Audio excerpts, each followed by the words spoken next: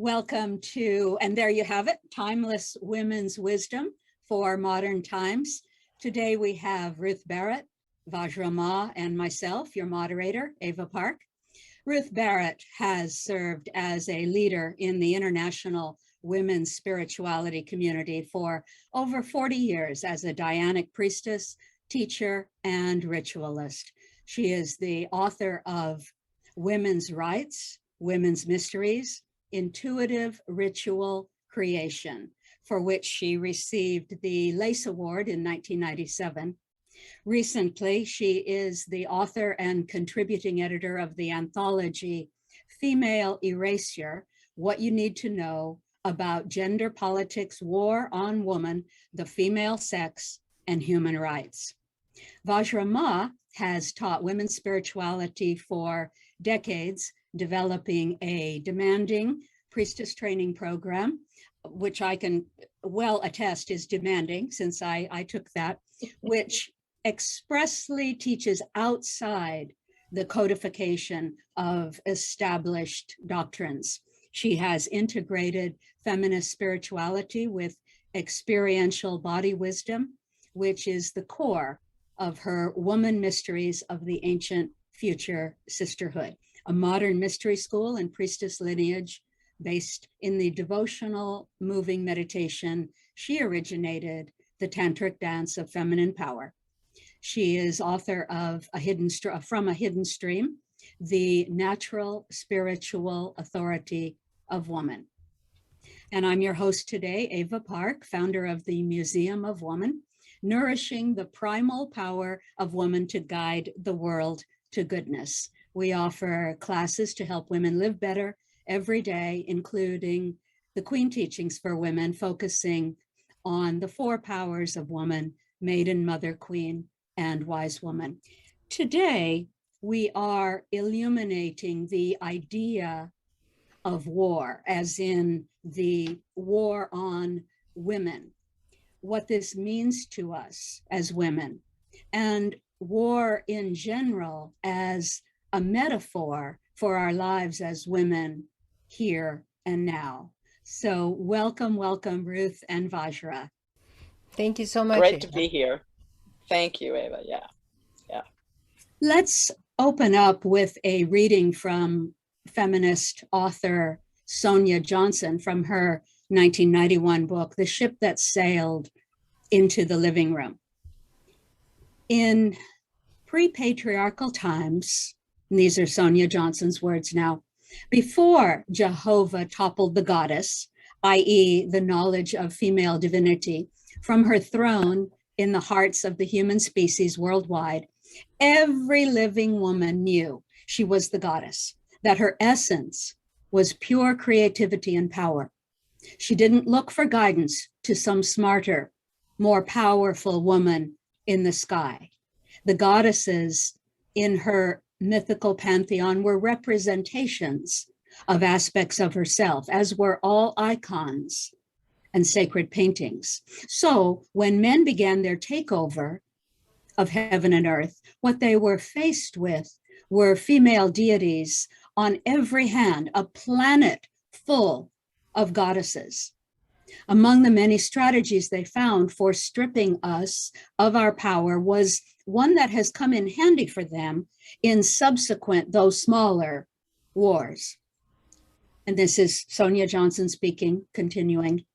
My formative years were spent during men's so-called Second World War. From that war and from reading since, I learned some of the tactics that had to be invented to prevent the escape of prisoners. Generally, when a group of men was captured, as soon as possible, the captors got them into some sort of holding corral, some cordoned off space, and set guards to watch them. Among the prisoners, leaders would soon arise, and those men, they were those men who might, for instance, urge others around them not to cooperate with the enemy until they were all given water. In some way, those who were less afraid, surer of themselves, and therefore most likely to organize rebellions or escapes, soon identified themselves. Their captors discovered through trial and error that to prevent trouble, they had to either execute these leaders immediately or put them in solitary confinement, one man to one cell with his own private guard. And the analogy is obvious. When men dreamed of controlling women, and hence the world, every woman was just such a leader, one of those who would disrupt and defeat what Sonia Johnson calls hell plans. So during the war, men have fought against us, she's talking about women, for thousands of years. They have had to either kill us or to put us in solitary confinement, one woman to one guard in one cell. But at first, women were so incredibly strong, and the bonds between and among us so indissoluble, that these tactics alone could never have succeeded. Our eventual subjugation was accomplished, as all seasoning is accomplished, by a lethal combination of brainwashing and terrorism. It was the slow work of many, many centuries to tame us, to persuade us, women, that this captivity, this violence and isolation was in our best interests, that it meant that we were loved and respected, that it was pleasant, that we liked it, that we wanted it, that we couldn't live without it, and the ultimate doublespeak, that it was freedom. They called it marriage, and it was literal house arrest. There has been only one war fought literally worldwide, affecting every living thing, and that has been men's all-out, nonstop, millennia-long war against women. A war that not only continues to this moment without the slightest abatement, but intensifies hourly. That's the end of the Johnson reading. So Johnson talks about an all-out, nonstop, millennia-long war against women, a war that she thinks intensifies hourly right up until now, which we all clearly see, I think, just watching a newscast.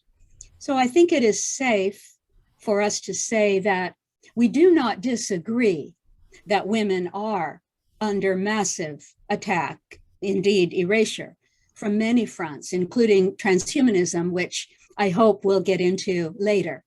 There is indeed a war on women, and you acknowledge that, Ruth, in the title of one of your books. You say Female Erasure, What You Need to Know About Gender Politics, War on Women, the Female Sex, and Human Rights. So we're certainly not saying that there isn't a war on women. No one denies that. But our discussion today is the question, is war the right metaphor? Is the metaphor of war going to be the helpful thing that strengthens women's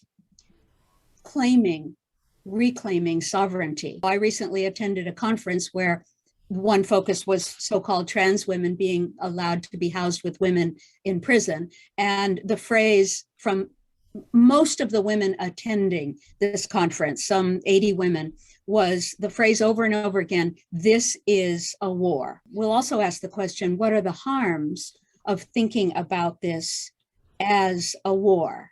So I'm going to ask Ruth and Vajra, let's get this part out of the way. There is a war on women. For those who may not believe it, let's just recap what it looks like today. How is this war on women going to show up every day in women's lives? Isolation, and that's what the marriage was that Sonia Johnson described, and separation from our bodies, separation from nature, because the patriarchy, male domination is, ravaging nature as if it's not a living thing. So separation from the life of the earth as a living being, and separation from women, from our own bodies, and in blatant terms, the curse and the filthiness, the filthy rags in the Bible of women's blood and this sort of thing, and separation from the sisters, each other. for the sisterhood. The indissoluble bond at the beginning was indissoluble, as Sonia Johnson said. And so it's taken centuries to tame us and separate us. So I think separation and isolation is one of the main, and then of course the objectification of the female body. Right. Right. Yeah. Vajra and I were making a list on the daily assaults on women. And this ties into this. And it was just endless. We just kept thinking about the next thing. Even just driving by a strip club is, if you think about it, a complete assault on women, although most women wouldn't think of it that way. There's a war on women. Ruth, what do you think some of the examples are of why this is so? If we think about patriarchy being around for over 5,000 years and the generational conditioning that takes different forms in different cultures at different times, we learn to survive in it by colluding with the dominant culture, where our oppression is invisible even to ourselves. That is, of course, I believe, the goal. That is the goal, and you gave a lot of great examples of that. That make it desirable to be a captive. Make it so. Why would you want to leave? The bird in the gilded cage. All of that. That piece of it is also, for me, the crux of the issue at this point in time, because if women cannot even recognize our own oppression. If you are a white woman, especially, it's harder because if you are a woman of color, you're oppressed on the basis of your skin color. If you are a poor woman, you are being oppressed on the basis of class. Those kinds of differences that put you in the lower part of the stacking order of ranking, which is part of how patriarchy the structure of patriarchy. It is harder when you have it good.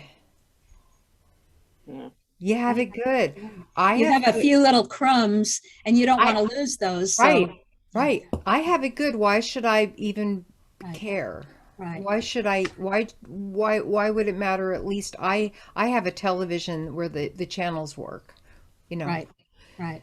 So because we've forgotten what it felt like to be in a matriculture with our sisters completely one with them, supporting each other. We haven't lived like that for many thousands of years. And so we don't remember how juicy and fantastic and amazing and secure that felt. Right. Well, that part of the erasure is erasing the historical fact or prehistorical fact, whatever, of matriarchies, of a matriculture. Right. Most people have no idea that we lived in cultures that were led by women at the center, egalitarian cultures where men were enculturated in the way of serving life. Everybody was serving life and taking care of the children and then taking care of the women and the women had the final say on how food was distributed, how the resources were distributed. The women were the guides, the natural authority and natural spiritual authority. And people don't know that in the matriculture, the resources were distributed by women. The final decisions were made by women after, after a process of taking everybody's input. Finally, women decided how the resources would be used because they're their children. You're going to take care of your children. Including, I just want to add to that, whether we're going to go to war. What is worth going to war for, that our children would be harmed or we would be harming other women's children. This is a definition I work with around a female-centered culture or matriculture is that culture is about the serving the needs and ensuring the safety and the needs of women and their children. Women and their children. That's the center. And if culture's organized around that, you're talking very different values. You're talking, a very different orientation than the lip service of the anti-choice movement, for example. We're all about freedom unless you're a woman, who then will tell you how you can, what you can do around your choices around children. Well, let's point out that children includes the men. Yes. They absolutely. grow up to be adult men and Right. they're included. This is a truly Absolutely. inclusive culture. Absolutely. So Absolutely. you just referenced it, Ruth. If we're talking about examples of the war on women, there's too many. That could be a days-long conversation. But recent Texas legislation, where we are not even permitted to control our own bodies. Right. And I think the word, I mean, we're probably going to get into this more, but I really have been thinking about I think the word war is appropriate when it's about women as a class. Okay. I do. I do have issues with the word being used in our personal conversations with people who think differently than I Sure. do.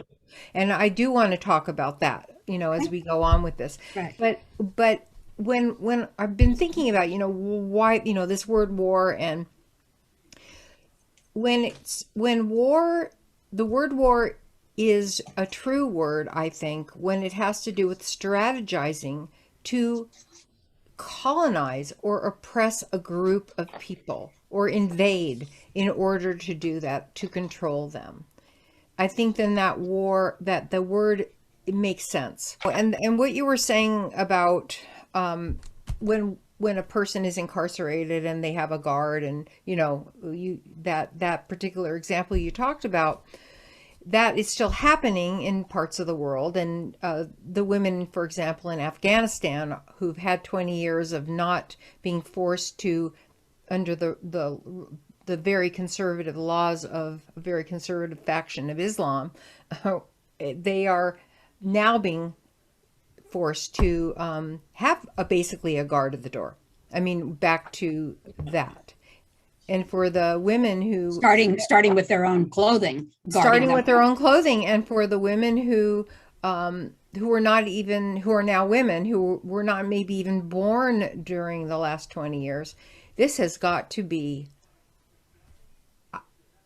I can't. Yeah. They've had when you have some taste of freedom, as in I can learn, I can go to school. That kind of thing. I can walk to the market, unaccompanied. I don't need to have, a male escort wherever I go. And then all of a sudden, because that is a guard at the door, that is a guard outside the cell. And I can look at that from my position as a woman in the United States. And I think about I might not think I'm being oppressed because I can see that. And that is more obvious. But I have to come back. When you're enculturated to hate your body, when you're enculturated to think you're not okay the way you are, or that females are less than, all of the things that have been mentioned, there's no need to have a guard at the door. Yeah. You are your own guard at the door. You've internalized that to such a degree. And that is, again, the legacy that most women are left with. We do not need a guard at the door because we're already living with those internalized shackles and muzzles and harnesses and all of those things that are part of the trappings we associate with other people.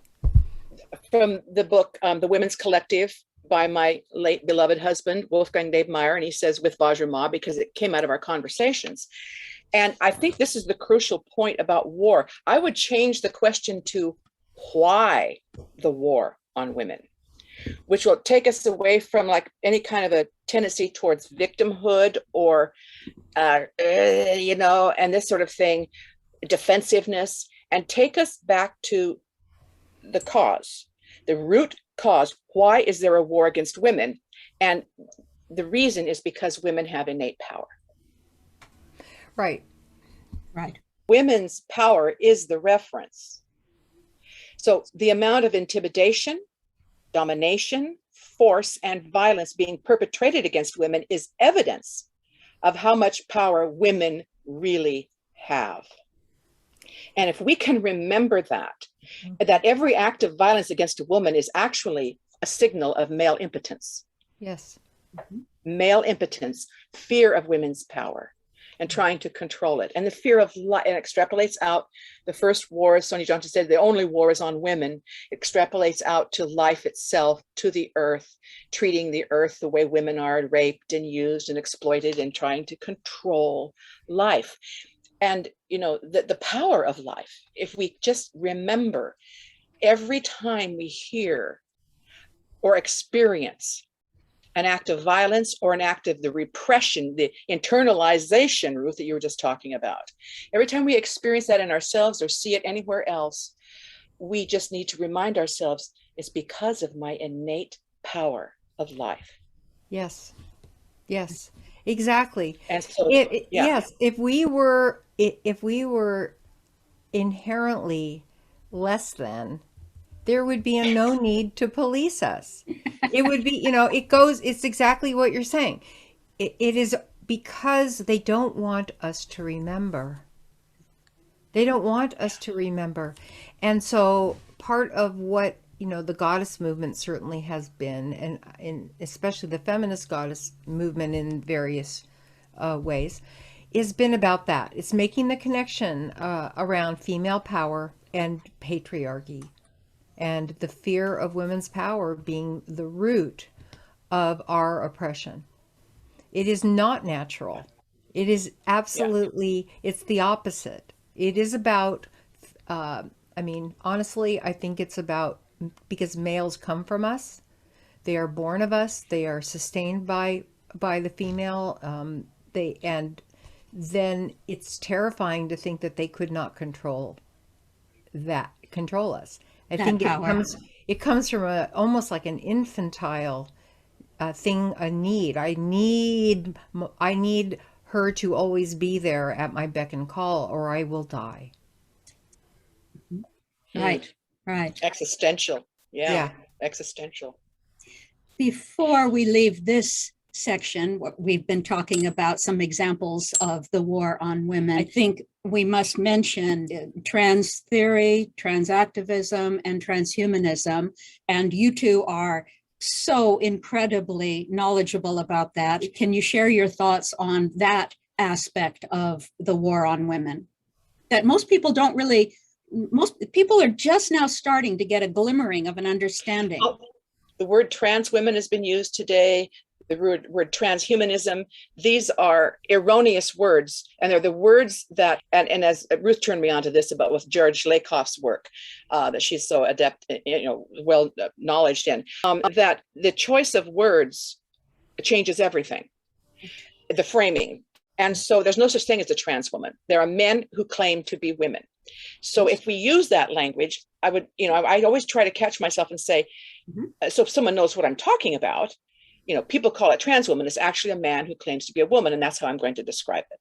Right. And then transhumanism is, there's no trans, you don't transcend being human, you dehumanize. It's a dehumanist movement to link us into computers, into robots, to cyborg the body and destroy biology. And they literally talk about getting rid of fleshism, as if it's sexism or ageism or whatever ism, and fleshism, that silica is superior to carbon, biology, our bodies.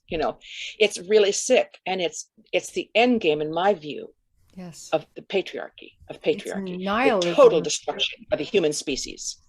Violent, yeah. So it's really not, when it goes to that end game, it's not this dehumanism. And I have used the word transhumanism so that people will have a starting point to know what we're talking about. But I completely agree with you that dehumanism is the phrase that we must continually reframe it with.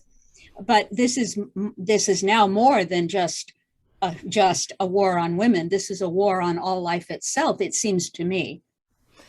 Exactly. I do appreciate Vajra, bringing in the importance of language and how, because that really is everything. And we're being bombarded with framing and changes in language that then gets adopted and spread, via media. So people actually then begin to believe that transgenderism is actually a thing. That Right. it's actually like almost like a real thing. I mean, like a homosexual person is a real thing. It's a, it's a gender, it's a sexual identity. At and that's a real thing. But you can't, since you cannot change your sex, to say you can change your sex is to propagate a delusion of that you can actually do that. That you can actually, that a male could actually become a female being and vice versa. The acceptance of that is dangerous. And also, and I think it's inherently against the body, because we are all born. I mean, the physical reality of a true intersex person is different. That is, again, based in biology. Okay, so when I talk about, I just feel like I'm a woman, or I feel like I'm really a man and trapped in the body I have. That's not the same thing. I just think it's really important to clarify those things. There are people who have physical differences, but it's still based on male, female. If there's not like a third sex, there's not a, Humans are a yeah, dimorphic. yeah, Humans are a dimorphic species. exactly. And unfortunately, intersex people have been sort of dragged into the umbrella of trans, which so many of them are really upset about because it's not the same thing. To say or deny the reality of our bodies because someone wants to believe it so badly and we want to be nice to them and kind is not ultimately, in my opinion, serving them. Having worked with women for decades, I don't know that I've ever really met a woman who is entirely happy with her body. How can we be living in the culture we live in? I mean, we're taught from a from the beginning, I mean, of our lifetime, that we have to fix ourselves in some way. And also, in that, especially if you're a female person, that you're disgusting, ultimately. It's the struggle for women to learn to love ourselves and see ourselves as a reflection of the goddess, and that the divinity lives in us, and that we are a mirror of her. That's the journey. That's the healing. And when we heal at that core level, and we use ritual to do that, we use movement to do that, we use meditation to do that, we use imagery to do that, all the different ways in which those of us here talking together have used to begin to lay a path of possibility for women to unlearn self-hatred, body hatred, and to view themselves as powerful and capable and worthy. And that's the work. That's the work. And we wouldn't have to do this work if we lived in a different culture, which would be female centered. So the fact that this is, it's like, it's an epidemic that all women have. We all have, we're all living with almost like with the same disease, dis-ease, and so part of the languaging that we are using to talk about what a woman is, the fact that that's been actually taken from actual women, is part of this war. Take our word for ourselves. That's huge. We need to understand that language is one of the major tools of propaganda and war. It's the perpetuation of the lie.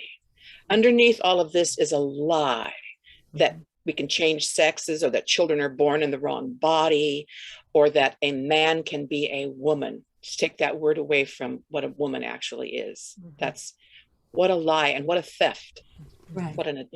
And then make actual women now a type of woman by calling them cis women. Right. And now we're now just a type of woman among many types that the culture has identified as correct. Right. Yeah. We have talked about a few of the examples of there being a war on women. And the original question that we had, which I think is becoming refined with something that Ruth said, yes, there is a war on women. And yes, it's important to acknowledge how that's being played out. And yes, it is a correct term for a certain level, as Ruth just mentioned, and I hope you'll expand upon that, Ruth. Our original question was, for individual women, is war is going around every day in your daily life thinking that you are at war. Is that a helpful metaphor? Is that a helpful way, an empowering way to think about yourself as a woman being in a war? What does it do to women to think of ourselves as in a war constantly? And what happens to us if we think of ourselves at war every day? Those are some of the things that I would love to hear your wisdom on. Well, if we're in a war in our everyday, personal relationships with other people, then there has to be an enemy. That means anyone who doesn't go along with the way that you're thinking is automatically an enemy. That is problematic. Yes. In and of itself. Right. I really enjoy the work of George Lakoff. I picked up my copy of Metaphors We Live By, George Lakoff and Mark Johnson. And in the very introduction, how they used to talk about this book and why it was written, literally, the word war was in the introduction about, to show why it was important to talk about language and how it frames all of our discourse. And so the words that we choose to describe our oppression, we use with war metaphors. We talk about, your claims are indefensible. He attacked every weak point to my argument. His criticisms were right on target. I demolished his argument. If you use that strategy, we'll wipe you out. He shot down my arguments. I mean, we use these all the time. And what my concern is that there's verbal discourse and there's armed conflict. Now, armed conflict, which we know initially was one of the ways that patriarchy enacted itself, armed conflict, literally what we would identify as like a battle, okay, by the sword, okay, that we kind of recognize that more as what we think of as war. But this colonization of the mind control is also part of the strategy. And that part of it is also what is used in war. Okay, so when I think about how are we going to have conversation where we begin to connect with each other, I want to be able to connect with people that I disagree with. I want to be able to have an exchange of information. I want to learn their story. That's interesting. How did you come to think that way? I want them to ask me that question. But when we're armed and ready to go to battle in our discussions, we then have to do our defense. We don't ever end up hearing each other. Argument is war metaphor, is one that we live by in this culture. It structures the actions we perform in arguing. Try to imagine a culture where arguments are not viewed in terms of war, where no one wins or loses, where there is no sense of attacking or defending, gaining or losing ground. Imagine a culture where an argument is viewed as a dance. The participants are seen as performers, and the goal is to perform in a balanced and aesthetically pleasing way. In such a culture, people would view arguments differently, experience them differently, carry them out differently, and talk about them differently. But we would probably not view them as arguing at all. they would simply be doing something different. It would seem strange even to call what they were doing arguing. Perhaps the most neutral way of describing this difference between their culture and ours would be to say that we have a discourse form structured in terms of battle, and they have one structured in terms of dance. Totally. Wow. Like, wow. So That is so great. That is I so know. So, yeah, it's not that arguments are a subspecies of war. Arguments and wars are different kinds of things, verbal discourse and armed conflict. And the actions performed are different kinds of actions. But argument is partially structured, understood, performed, and talked about in terms of war. The concept is metaphorically structured, the activity is metaphorically structured, and consequently the language is metaphorically structured. Because we are metaphorical, human beings we're metaphorical creatures. I believe we need to pay attention to more in a conscious way, because there are times we are at war. Yes. I'm not saying we're not, but I'm also saying there have to be places where we are exchanging views to come to a deeper understanding, which can lead to change. Yeah. That is really an astounding new metaphor, the dance.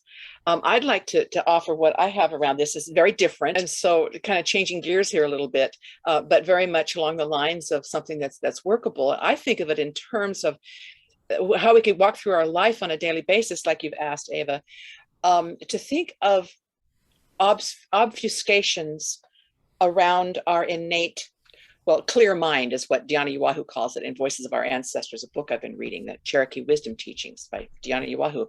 A clear mind, and the Buddhists would call it the Buddha. We would call it, the goddess says, worship me as your innermost self. Mm-hmm. And so our innermost self is the creatrix herself, is the source of creation, is, innately full of wisdom and compassion. That's our nature. Our nature is joy, wisdom, and compassion. I believe that. I sense that. Look at a baby. They only cry and scream when they need some food. Other than that, everything is wondrous. So I think if we looked at things like anytime I get into a conflict or an argument, or someone is battling me or attacking me, it's coming from ignorance of who they are or who I am, wherever we see wherever the obfuscation is, in myself or in the other or both.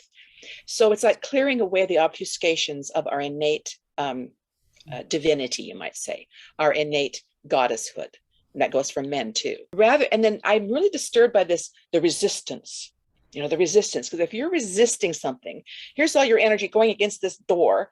And what are you creating?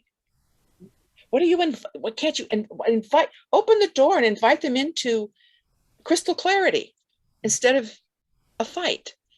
Like you said, Ruth, a discussion. Let's understand each other. Let's ask each other questions. And rather than resist, we need to, as women, especially, stand in our innate power, mm-hmm. knowing that any attack means that person feels powerless. Mm-hmm. Right. And my power doesn't mean I overpower them or they have to, bow down to me. Not at all. It means you have it too. We all have it. Mm-hmm. That innate power. And women have it in spades because of the womb and because we create life. And men know that. Reverence for life will clear away the ignorance and the fear of life. So I would put it in the framework of ignorance of who we really are, of our innate goddesshood. We do definitely agree that there is a war on women. And at the same time, for myself, I will reiterate that I do not wish to go through life. Ruth said, if this is a war, then there must be an enemy. And the natural enemies are, number one, men, if you're thinking that way. And number two, the women who are so broken that they go along and support Stockholm syndrome, what the men are attempting to do. And so this idea of there being a war and a war needs enemies, I do not wish to go through my life seeing men as the enemy. I cannot, I will not. And I know you two feel exactly the same way. And yet, what you say, Ruth, is true. There is a war on women. There's no denying it. So how do we rectify the difference between this idea that, yeah, we're not saying there's no war on women, and yet we do not choose to walk through our lives as if we are at war? Because this conference that I attended recently, and many others that I've attended, that is pretty much how women are framing it, that we're at war. And there's a lot of things on the internet and Facebook and YouTube that cast women as in struggle. And Vajra and I had we should have recorded this. We had a wonderful conversation about struggle. And struggle is part of war. I mean, by definition, if you're in a war, you are fighting and struggling. And a great writer, I think he's crossed over now, David Hawkins, talks about the difference between power versus force, and how force always creates counterforce. So if you see yourself at war, you are literally feeding into that cord between you and the enemy, metaphysically, to carry on. While I acknowledge that there's a war, no disagreement, throughout my regular waking day, I prefer not to see myself at war with half the human race. I prefer to see myself as simply what Vajra has really taught me. Both of you are my great mentors. I prefer to see myself as simply the power, the unchallenged power of life. Right. And there is no enemy. There's just the ignorance. And I do not see anyone as an enemy. I do see the oneness. And then I see the ignorance broken off from their knowing of oneness. So share your thoughts on how a woman can rectify knowing that there is a war, but not choosing to walk through life every day with that as her attitude. I think that I really like what Vajra was saying about standing in your power. Knowing who you actually are, without the enculturations, without the crap being, thrown at you, and working to eradicate the collusions that we all have done. The system of patriarchy, I think of it metaphorically as a giant fish bowl. And we're the fish, the fishies swimming in the bowl, and the water is polluted. And we, to greater or lesser extents, we have to swallow it in order to survive in it, because it's our environment. We also learn to come up for for air. But I think that it's recognizing that it is a system. So I don't look at individuals as my enemy. I never have, actually. Doesn't serve anything, because it's always I guess it would be more appropriate to say it's a war of thought forms. It's a war of ways of thinking that lead to action by individuals, of course, but it's the way of thinking. Oh, it is a way of thinking that serves. In a male-dominated world, it will serve men more obviously, and then, of course, the women who go along with it, who think they're going to get something out of it. Ultimately, of course, it serves nobody. It is an anti-life movement, a way of thinking that does not serve the full humanity of males as well as females. So I am always, I don't let men off the hook, but I don't let women off the hook either. That would be so easy to do, and it's just not true. So we oppress ourselves, we oppress others as well, because we have taken in this water that stinks. Mm-hmm. So unless we're consciously aware of doing things differently, and one of the ways to do that is a lot of the things that have been spoken, to learn to stand in our power, in our connection with nature, and to reach for what we want, not to push for what we want. There's an exercise that we teach. I learned it from from my wife Falcon. Push, and everyone will push, and we can do that right now. It's so simple. Just, push like you're pushing and resisting. And notice your body as you do that. Pushing, Tension, okay, tension. and then let it go.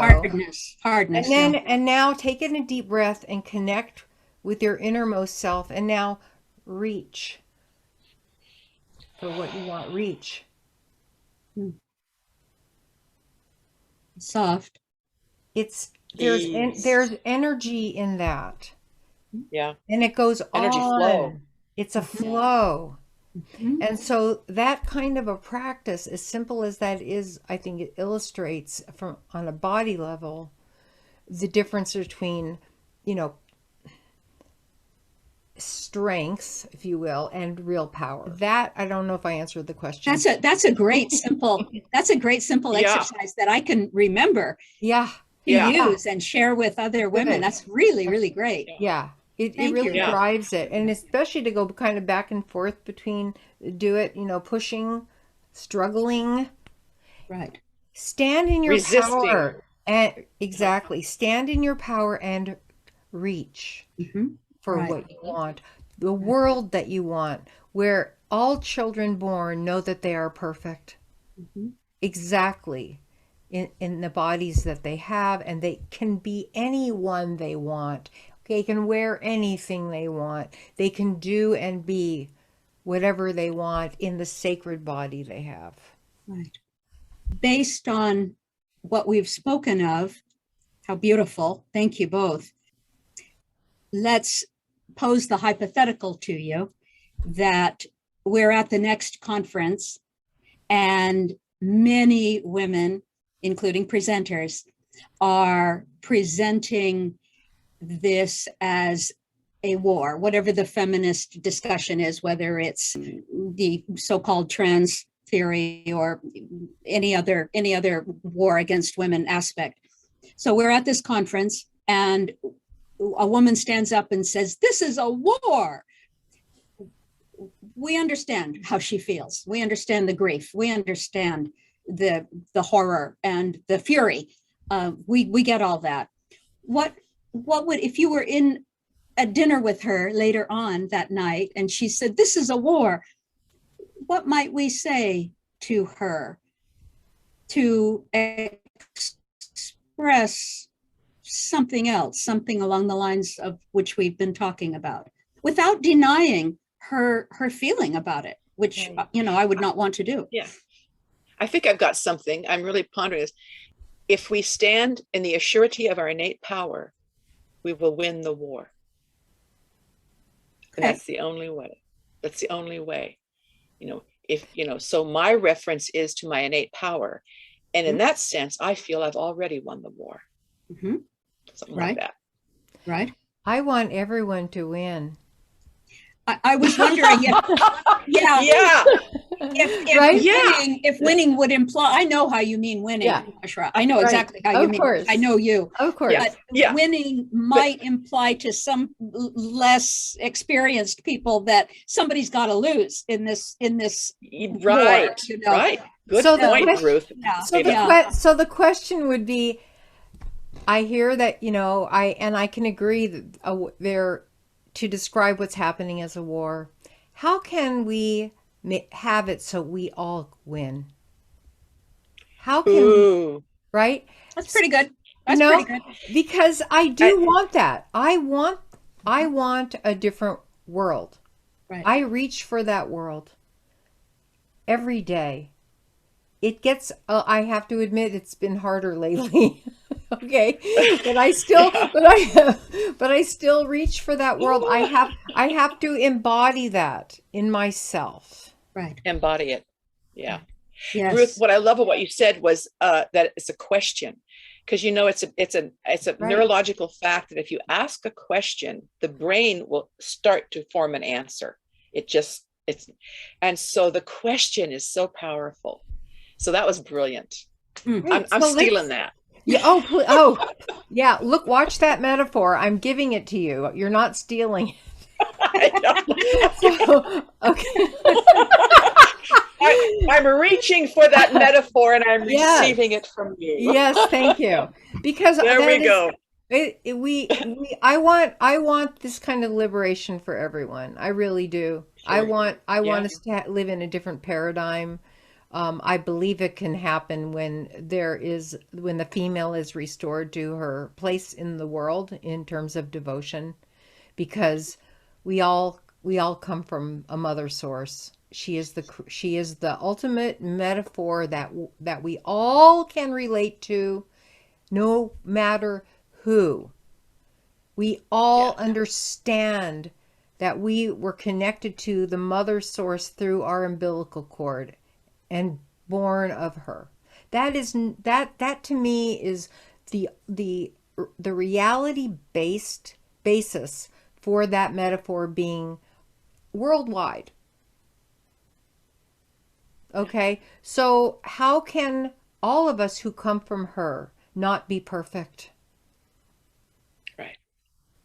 I would like for us to talk about how women can take whatever they may choose to learn from this and actually find a way to apply it in a pragmatic way in their life. How can they learn these things? Because I've found that well done ritual, and there is the ritual that's not so well done, but well done ritual that has a deep understanding of what's really happening for women, the way you two teach it and the way I think I have learned. That is one thing that women can do to make this real for themselves, this sense of sovereignty, this sense of embodied truth and wisdom, experiencing themselves. I refer to it as the good queen. There are many other sovereign woman, many other ways to refer to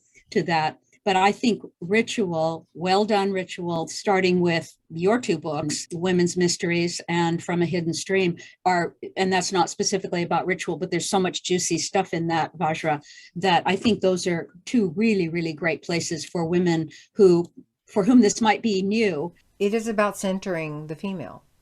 Both books center the female, and that the reality or the paradigm of a female centered consciousness, if you will. Right. So I think that both serve in that way, because otherwise we're, unless we begin to challenge the indoctrination that is basically male centered and that places males above the female and everything else that lives, then and just to notice, what is the context in which I live? What, how did we get to be here, and can it change? We have to start by looking deep into ourselves, in addition to, of course, seeing the way it enacts itself outside of our front door. If we start with the recognition of our innate power and the centrality of woman to humanity, then, and motherhood in its truest sense, whether I've never been a mother, I've never been pregnant, I feel like a mother. I'm very motherly, and so it's part of being a woman, this relationship with life in our body, cycling every month, and then maturing into the elder woman, holding the wise blood within, as the saying goes. I think if we change that orientation within ourselves, we will just make practical changes in our life. All our decisions, the way we decide, the way we speak, the way we treat others, the decisions we make, the projects we do, will all be colored by that. They'll flower naturally out of that knowing who we are, right? And that we are one human family. We're one human family. And as women, we are the creators of that family, out of love. Thank you. We come to the conclusion of this fascinating discussion with Vajra and Ruth. So let's wrap up. Is there anything that either of you would like to add before we close? I would like to say that I studied with Ruth in the early 90s, and she turned my world around. And I have known you, Ava, for 20 some years, and the work that you've done. And this sisterhood with women who are so devoted the way you are and the way that I am, the sisterhood of this knowing and devotion to woman and to earth and to humanity, to the great mother, is so nourishing. And I'm just very grateful for it. That's what I have to say. Thank you. Thank you. Thank you. Yes, yes, yes. I'm going to add just another yes, because we've been at this for some time, in terms of carrying this understanding in our bodies and in our minds, souls, all the different, ways we talk about the oneness in factions. So the timing of this conversation happens to be at the 50th anniversary time of the Dianic tradition as it was sourced in Los Angeles in 1971. And so it's been, women have been carrying and learning and sharing and changing their lives, transforming, healing, for all this time. And so for you, Ava, to Vajra, and all the women who have been on this path and know what it can bring you, you are the harvest. You are the harvest. I say this actually on the crest of fall equinox, but we are the harvest, and we're the harvest of her. She is the one who, planted the seeds for us, and we have grown, and now we have borne fruit ourselves. Oh, thank you. Blessed be. Blessed be. Truly, I do not know who I would be now if not for having met both of you women. I believe both of you changed the course of my life, and I am so grateful for everything you have taught me, both of you. You are magnificent beyond understanding. It really, really changed my life, and I thank you both for that. This brings us to the conclusion of our wonderful discussion with Ruth and Vajra. Until women see themselves as true leaders of their families, their communities, their world, until the life-affirming, sharing vision that women have of life is the one that radiates throughout our entire civilization. Until that time, women will struggle, and that struggle will be over when we see ourselves and each other as sovereign women, as leaders of culture, as what I refer to as the good queen. This has been, and there you have it, with Ava, Vajra, and Ruth. See you next time for more insights on living life as it was always meant to be. Blessed be.